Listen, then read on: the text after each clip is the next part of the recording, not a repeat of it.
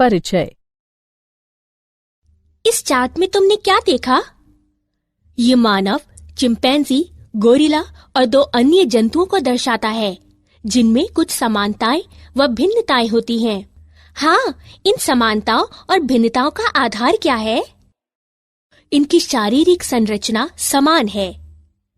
बिल्कुल नहीं, लेकिन समानताओं और भिन्नताओं का आधार सामान्य जीव रूपों से इन जंतुओं का विकास है। ठीक है, क्या तुम ये कहना चाहती हो कि इस चार्ट से पता चलता है कि मनुष्य में पूर्वज चिंपैंजी थे, चिंपैंजी के पूर्वज गोरिल्ला थे और इसी तरह? हाँ, आओ मैं तुम्हें विस्तार से समझाती हूँ कि कैसे पृथ्वी पर एक के बाद एक विभिन्न जीव रूपों का विकास हुआ।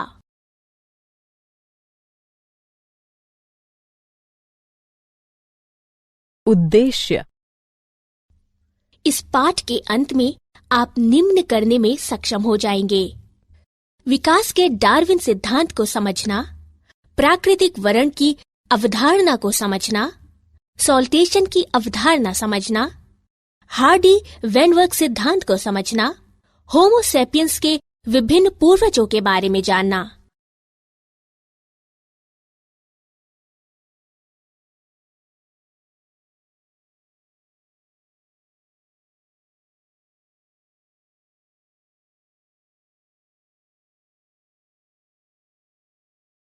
जैव विकास। जैव विकास को विस्तार से समझने के लिए चार्ल्स डार्विन ने दो मुख्य अवधारणाएं प्रस्तुत की: शाखन अवरोहण, प्राकृतिक वर्ण। शाखन अवरोहण विकास तब होता है जब अधिक अनुकूल जीव संख्या लक्षण एक पीढ़ी से दूसरी पीढ़ी में जाते हैं। ये रूपांतरण के साथ अवरोहण कहलाता है। प्राकृतिक वर्ण प्रक्रम जिसके द्वारा जीव जीवित रहने के लिए अपने पर्यावरण से बेहतर अनुकूलन करते हैं और अधिकाधिक संतति उत्पन्न करते हैं।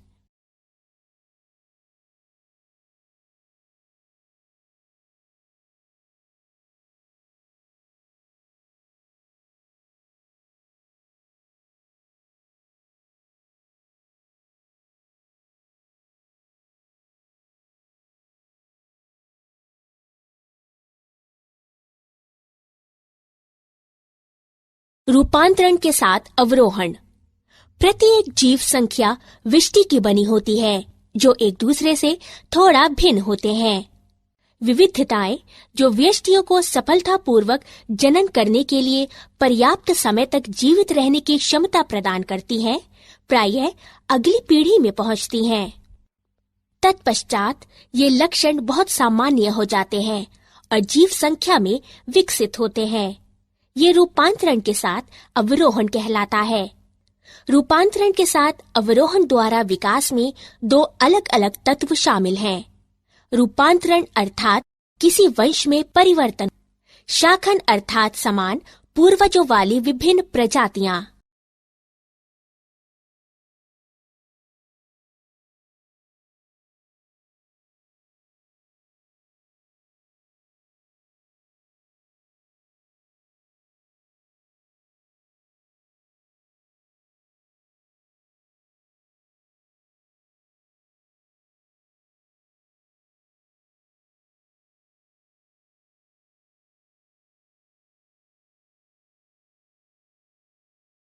प्राकृतिक वर्ण। प्राकृतिक वर्ण प्रक्रम में 4 चरण शामिल हैं: विविधता, विभेदक उत्तरजीविता और जनन। वंशागति, जीव संख्या वृद्धि की उच्च दर। प्राकृतिक वर्ण प्रक्रम निम्न तथ्यों पर आधारित है: प्राकृतिक संसाधन सीमित होते हैं, जीव संख्या के आकार स्थिर होते हैं, जीव संख्या के सदस्य विशिष्टताओं में भिन्न होते हैं, अधिकतर विविधताएं वंशागत होती हैं। इस प्रकार व्यष्टियों में वंशागत विविधताएं होती हैं जो संसाधनों के लिए प्रतिस्पर्धा में उन्हें अच्छी तरह से जीवित रहने, जनन करने और दूसरों से अधिक संतति उत्पन्न करने में सक्षम बनाती हैं। इसलिए एक समयावधि के दौरान जीव संख्या की विशिष्टता में परिवर्तन हो जाता है और नए स्वरूप प्रकट होते हैं।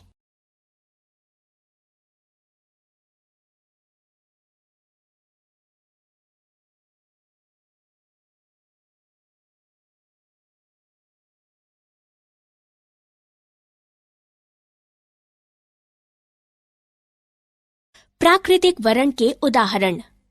प्रतिजैविक प्रतिरोधी H. पाइलोरी में उत्परिवर्तन होता है, जिसके परिणाम स्वरूप एंजाइम उत्पन्न करने की जानकारी नहीं मिलती है। ये एंजाइम सामान्यतः एक प्रतिजैविक को एक विष में बदल देता है, जिसके कारण मृत्यु हो जाती है। लेकिन जब प्रतिजैविकों को उत्परिवर्ती H. पाइलोरी पर प्रयुक्त किया जाता है, तो ये जीवाणु जीवित रह सकते हैं, जबकि सामान्य जीवाणु मर जाते हैं।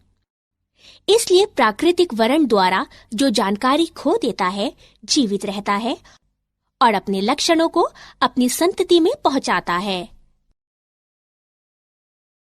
विकास की क्रियाविधि। ह्यूगो टिवेरिस ने बताया कि उत्परिवर्तन अर्थात जीव संख्या में सहसा आने वाले बड़े बड़े परिवर्तन विकास के कारण हैं।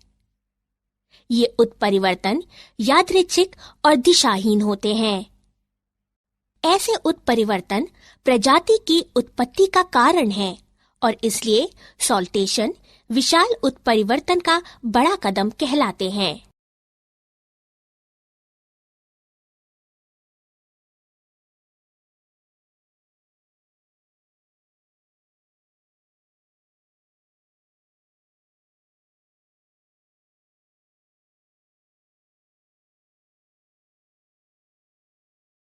हार्डी-वेनवर्ग सिद्धांत। हार्डी-वेनवर्ग सिद्धांत के अनुसार जीव संख्या में अलील युग्म विकल्पी आवृत्तियां सुस्थिर होती हैं और एक पीढ़ी से दूसरी पीढ़ी तक निरंतर रहते हैं। जीव संख्या में जीनों की कुल संख्या और उनके अलील जीन कोश अपरिवर्तनीय रहते हैं। इसे आनुवंशिक संतुलन कहते हैं। सभी अलील आवृत्तियों का कुल योग 1 होता है। ये नीचे दर्शाए गए रूप में हार्डी-वेनवर्ग संतुलन समीकरण प्रदान करता है। आनुवंशिक संतुलन या हार्डी-वेनवर्ग संतुलन में बाधा अर्थात जीवन संख्या में अलील आवृत्तियों में परिवर्तन विकास का कारण होता है।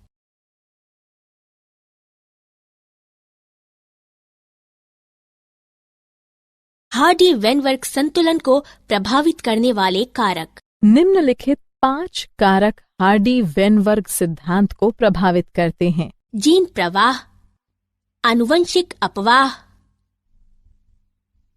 उत्परिवर्तन,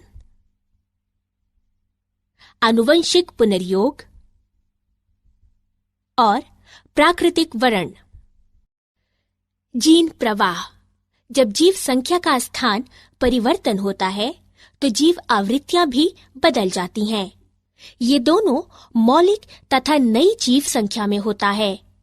नई समष्टि में नई जीनें और अलीलें युग्म विकल्पी जोड़ दी जाती हैं और पुरानी समष्टि से ये घट जाती हैं। जब इस प्रकार से अनेक बार स्थान परिवर्तन होता है, तो ये जीन प्रवाह को उत्पन्न करता है। आनुवांशिक विचलन। यदि जीन पलायन संयोगवश होता है, तो आनुवंशिक अपवाह जेनेटिक ड्रिफ्ट कहलाता है। कुछ वास्तविक अपवाहित समष्टि नई प्रजाति के निर्माण की जनक बन जाती हैं तथा ये संस्थापक प्रवाह कहलाता है। उत्परिवर्तन।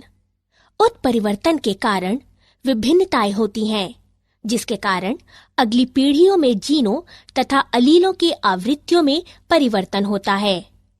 आनुवंशिक पुनर्योग। पुनर्योग के कारण विभिन्नताएं होती हैं, जिसके कारण अगली पीढ़ी में जीन की आवृत्ति में परिवर्तन होता है।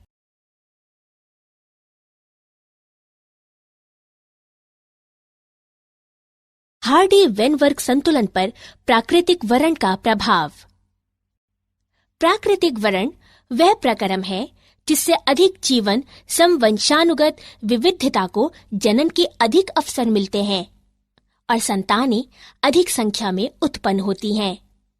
प्राकृतिक वरण के कारण जीव संख्या में निम्नलिखित परिस्थितियां हो सकती हैं। नंबर 1, स्थायीकरण। इस दशा में अधिक व्यष्टि माध्य चरित्र मूल अर्जित करते हैं। नंबर 2, दिशात्मक परिवर्तन। इस दशा में अधिक व्यष्टि माध्य चरित्र मूल की तुलना में अन्य मूल अर्जित करते हैं। नंबर 3, विदारण। इस दशा में अधिक व्यष्टि परिधीय चरित्र मूल अर्जित करते हैं।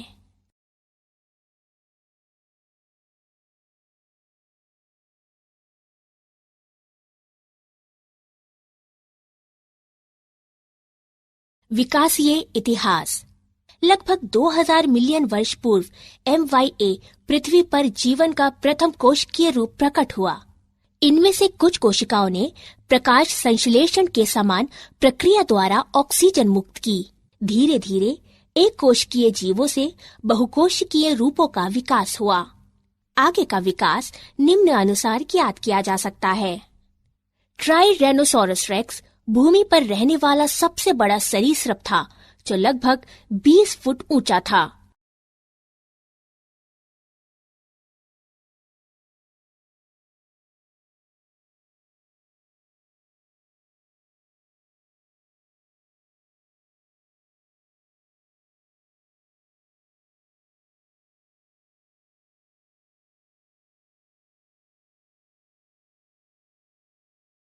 स्तनधारियों का विकास। पहले स्तनधारी प्राणी श्रू जैसी स्तनधारी थे। जब सरीसृपों की कमी हुई, तब स्तनधारी प्राणियों ने स्थल पर कब्जा कर लिया। कुछ स्तनधारी प्राणी पूरी तरह से जल में रहते थे, जैसे व्हेल, डॉल्फिन, समुद्री गाय आदि। स्तनधारी जरायुज होते थे और अपने अजन्मे शिशु को मां के शरीर के भीतर सुरक्षित रखते थे। स्तनधारी प्राणी खतरों के प्रति सतर्क रहने एवं बचाव करने में अन्य प्राणियों की तुलना में अधिक बुद्धिमान होते थे।